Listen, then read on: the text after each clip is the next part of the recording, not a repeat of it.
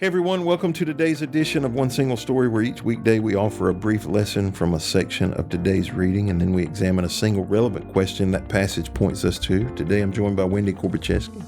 We're looking at a passage from Psalm 27, verses 6 through 14. Yesterday we looked at verses 1 through 5. The psalm, which began by this declaration of trust in the Lord during times of trouble and danger, moves from descriptions of various troubles into this picture of celebration in the Lord's temple. So in the context of God being David's fortress and protection, the sanctuary becomes a picture of a hiding place. So verse 6 pictures the author in the sanctuary, the high rock. That's verse 5, holding his head high and celebrating victory with shouts of joy and singing and praise. In verse 7, the psalm changes and the language becomes a language of prayer. Where this psalm began is not where it's heading. It started with declarations of trust in God in spite of occasions to be afraid, but it is aiming toward prayer. And the prayer that begins in verse 7 gains traction because of the praise that has preceded it in the first 6 verses. And this is a really good model for us to understand that prayer should begin with praise, acknowledging who God is, because too often we jump right into this I need, concept. So we do not have an impression that David is describing his own individual spirituality. So earlier this week, we talked about this context of collectivism. So much of his writing is not just about his own spirituality. In other words, he's not inclined to pray just because he's a man of prayer. Rather, he senses this internal voice from God saying, "Come talk to me." The nature of the prayer, the words that follow, take on some tone of desperation, and this desire not to be abandoned, to be taught, to be delivered from enemies. It's in the midst of this urgent desperation that David hears God speaking in that internal voice. So it is with the believer when we are being called to pray during desperate times. We also get the impression that there's something working inside of David's heart and that it is not David himself. He's not only heard a voice calling to prayer, but he has been moved to respond to the call. "Lord, I am coming," his heart has said. Almost as if his response is not his alone, but the response of God's Spirit inside of David. So it's like deep unto deep, or spirit calling unto spirit, who moves him to obey to this invitation of prayer. In the original Hebrew, the phrase "come and talk with me" is literally worded as "inquire of my face." And the verb is in the plural, so we would say it in the South, y'all inquire of my faith. So he's speaking to them. He says, so the voice that spoke to David's heart was not only speaking to him, but he was addressing all the people of God.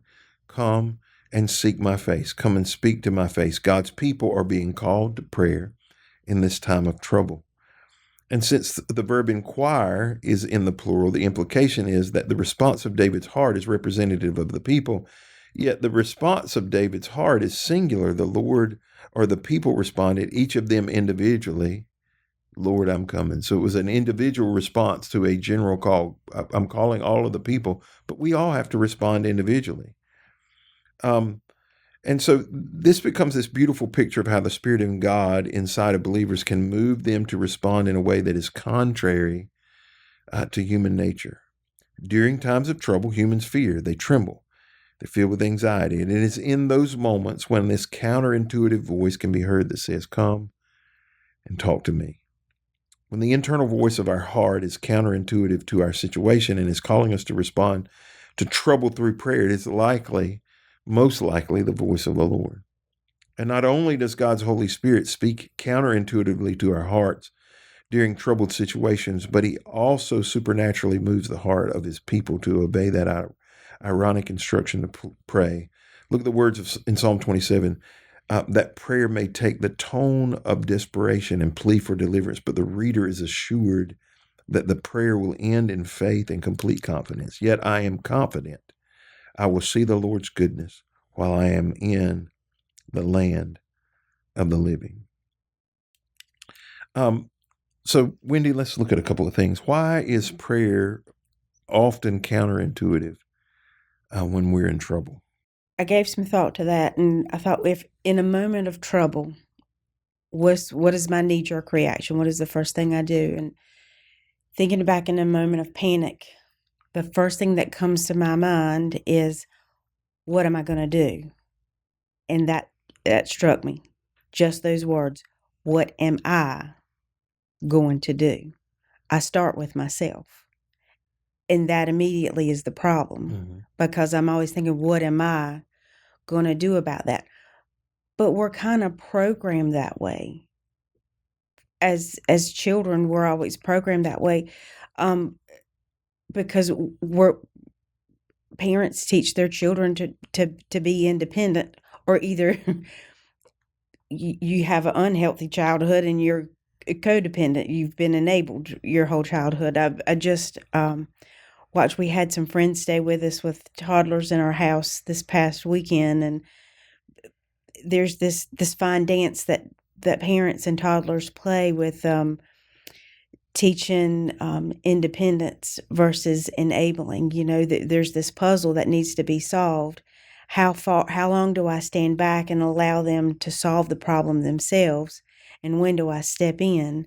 And as those children become teenagers, when do I swoop in? And now I'm guilty of enabling and not allowing my teenager to become a problem solver.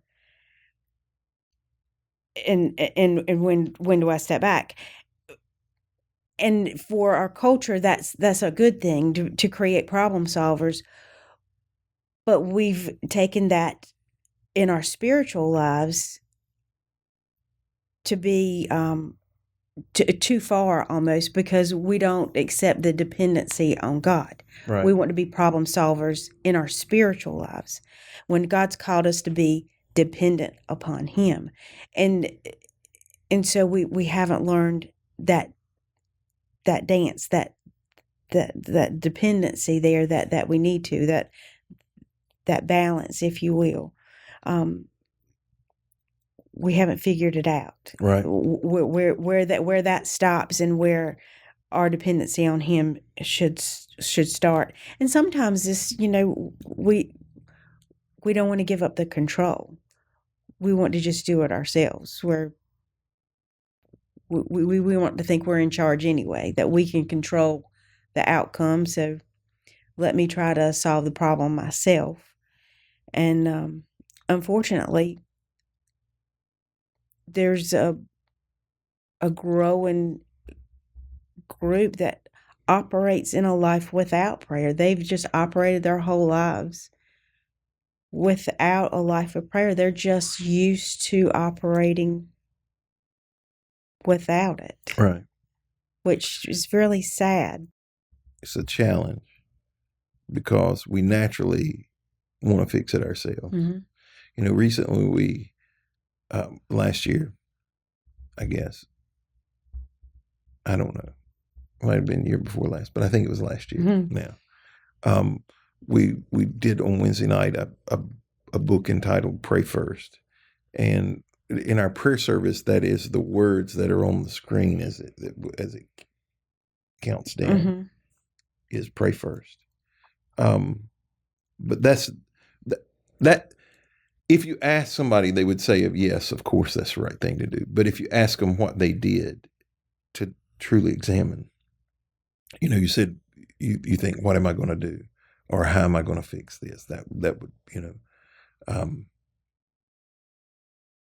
there are times I will pray first, but it's got to be so bad that I know I can't do anything. Right. Right. I can't. I know I have no control over this.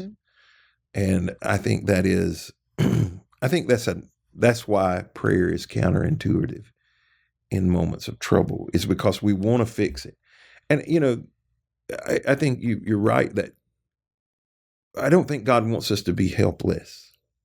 I heard a pastor say the other day, and I would tend to agree. God will not give us more than we can bear. I hear people say that all the time. Well, that can't be true, because if we can bear it, we don't need Him. There are going to be moments where He gives us things that only His supernatural power gets us through it. Otherwise, it would crush us. That's the only way we can deal with it. So, can you think of a time or an experience where you felt like you were called to pray, and then you witnessed God's peace in spite of the trouble? It didn't change. Can you think of a personal example? Absolutely. I've got a great example. It just happened recently. I was heading into town. I was joking. Came back to the office. I was doing the Lord's work. I was getting mail for the church, and just innocently driving down the road, and another driver chose to come into the lane that I was in. Got in a car accident. It banged up my car pretty bad. So we pulled over, and we both got out of the car, and so recounting the whole situation to my kids, and they're like, "Did you fuss him out? Did you just give him a piece of your mind? Man, I would have been so mad." Blah blah. Just on and on and on. And I said, "No." I said, "I prayed with her." Like, "Mom, what? What are you talking about?" I said, "No, I prayed with her." I said, "The only thing I knew to do in that moment was I was overwhelmed. I know she was overwhelmed. She didn't hit me on purpose. That was not in her intent that when she left the house that day to hit my car. She wasn't looking for somebody to ruin their day and certainly didn't want to ruin her day. It was an accident. There was nothing to undo what had happened. The only thing that I could do in that moment was to ask for peace. And first to give thanks that neither of us were hurt, to be thankful that we both had insurance, and to ask for his peace and grace for the rest of the day. And so that's exactly what I did. I prayed with her. And she called me later that night, and because we did all the regular accident things. We exchanged information and numbers and whatnot. Planning for a future date. Yeah. But she called me later that night. She wanted to check on me and make sure I felt okay, and just to thank me for being so kind. And I had called her, and I thought that at that point that was the last I would have had heard from her. The insurance would take it from there. We had exchanged a message. Anyway, I had left a voicemail on her phone during the correspondence period or whatnot. But it just so happened this week, I think it was 2 days ago, she had gotten that voicemail, or she had just realized she had gotten that voicemail. And she called me out of the blue, and I saw her number pop up on my phone. And I answered it, and I was just peppy, and I was like, "Well, good morning." And she said, "Wendy, I just got your voicemail." I said, "Oh, honey, I left that a long time ago. I've spoken to you since then." I said, "Maybe you just needed for me to tell you good morning this morning." And she said, "You know what? I think I did, because I just had a coworker who passed away this morning." And I had an opportunity to pray for her again. And so it was because of that moment, in a moment that was counterintuitive, where the flesh part of me wanted to, you crapped out my car here, now I'm going to have to go through the whole rigmarole, this mess. There was a pause, and I listened and obeyed, and I took a moment to pray with her. That created not one, but 3 opportunities to share grace and kindness with her. Yeah, that's good. And so, yeah, seize those opportunities. They won't return empty to you. And I think we just have to be aware, and taking that moment to pray and ask God for peace in a particular situation can be, you described it. And most of the time in a situation like that, I can manage pretty well. I've said before on this podcast, the things that trip me up typically are not big problems. You said nothing could be done to change it. It had happened. Mm-hmm. I can make it worse if I want to, but I can't change it from happening. Right. And I think we can walk into situations asking God, all right, help me make this better. Because that's kind of your only option. You're not going to change it. Right. You can either improve the situation or worsen the situation, but you're not going to change it. Well, thank you for joining us this week on One Single Story as we've discussed this section of Psalms. Hope you'll be back with us Monday as we continue our conversation around our daily Bible reading.